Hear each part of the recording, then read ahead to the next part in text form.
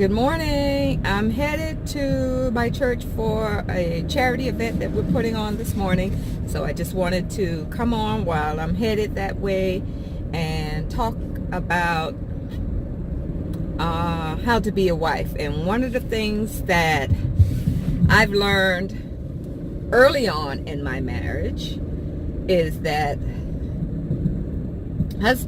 men, we don't read minds. No one reads minds. And so that's the one thing I had to learn, is that I cannot expect him to figure out what's going on with me, what I need, what I require, what I want, my desires, anything. I have to communicate that with him fully. Sorry guys. I have to communicate that with him fully. Let him know, tell him. So you can't sit there and be mad or angry or upset because something didn't happen the way you wanted it to or you expected it to, because they don't read minds. Like I say, you have to tell them exactly what you're wanting, what your desires. Communicate. Tell them. You just can't get angry and upset. Like one of my things was, I love constant hugs all the time. So, I didn't expect my husband just to figure that out. I told him, I said, I need a hug all the time. Whenever you approach me with arms wide open, so I may embrace it. And I had to tell him that. I couldn't just be mad because he doesn't do it. So that's the one thing we had to learn, is to communicate with each other as to what we want from each other, what we expect.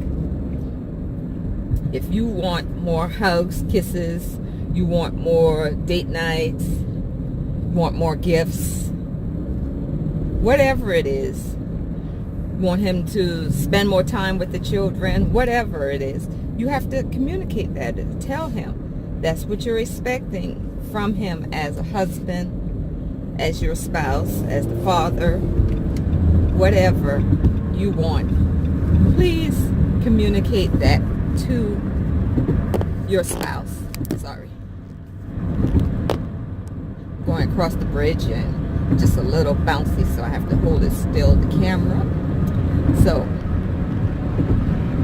my thing is that through the years, what have helped us to last and to do marriage well is we talk to one another, we tell each other exactly what's going on with us at that time. There is no downtime of, oh, I'm not talking to you, I'm not talking to you because of this or that, or he sitting there trying to figure out why I'm upset. I just tell him exactly what happened, what's going on. Hey, I was upset because of this. I was upset because of that. I'm not liking you right now. That's another topic we're going to talk about too. Is love and like. That's very important in a marriage. So I'm holding this camera. This camera is jumping on this bridge. We'll be off of it. So I'm back to it doesn't have as many bounce in the camera. So like one of my examples is early on in our marriage, let's see, he's always been a great father and active in our child's life and our children's life. Is that I can remember one is when baby girl Jessica just started school, kindergarten to be exact, and we were headed to the school to meet the teacher night right before school was starting. And I sat down with him and I told him, I said, hey, she's starting school. I just want to make sure that you continue to be present in all of her school activities, PTA meetings, any type of meetings, conferences with teachers throughout her school year.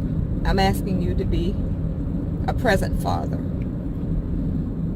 Because you know, you've seen sometimes when you go to the school and you see maybe just that one parent, the mother. Most of the time it's the mother that you see. And I understand if there's a father that, you know, works out of town or is working, it's that capacity. But any other excuse for not being there when the parents of the child is required at the school is no excuse.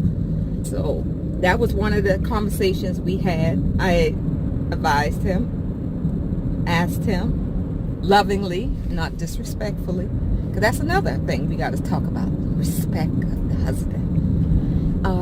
So I told him, I said, hey, we had this child together.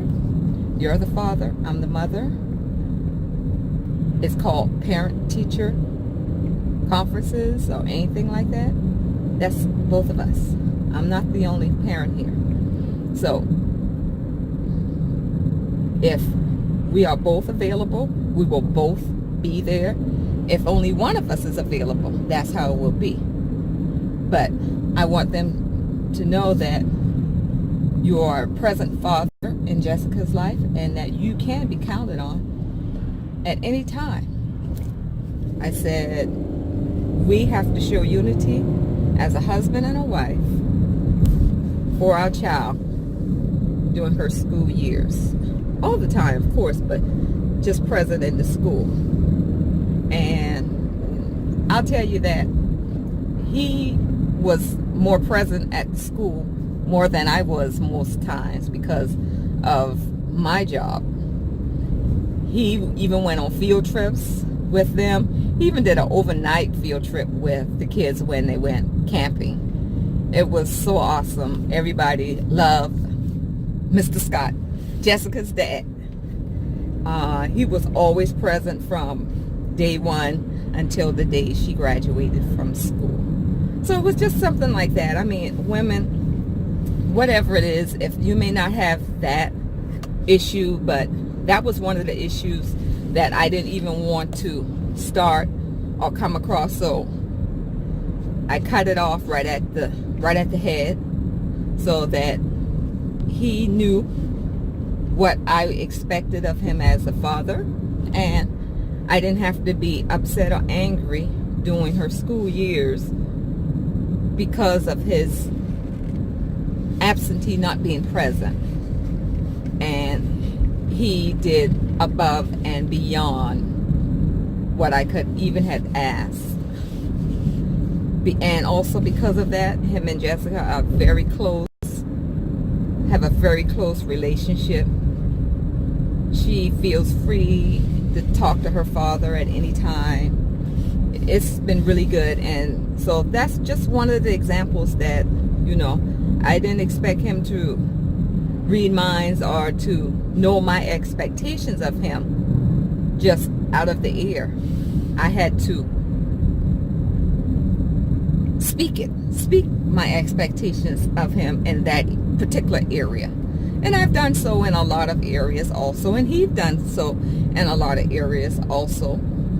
You know, what we expect of each other, what we want from each other, things like that. And so just learn to express your desires, what you want from each other, just so that you will have more of a smoother relationship and there won't be the arguments or the miscommunication of what was expected.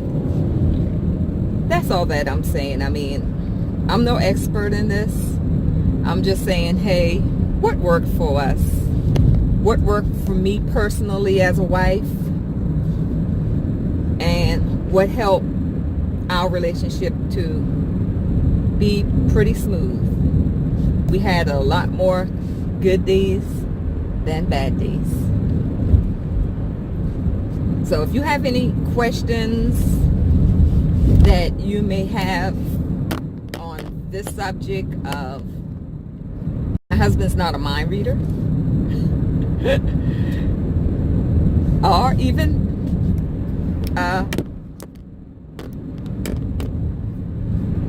just leave it down in the comments and I will answer as many questions as I can from my opinion. No one else. I am no expert. I am not a doctor. I'm just a woman that's been married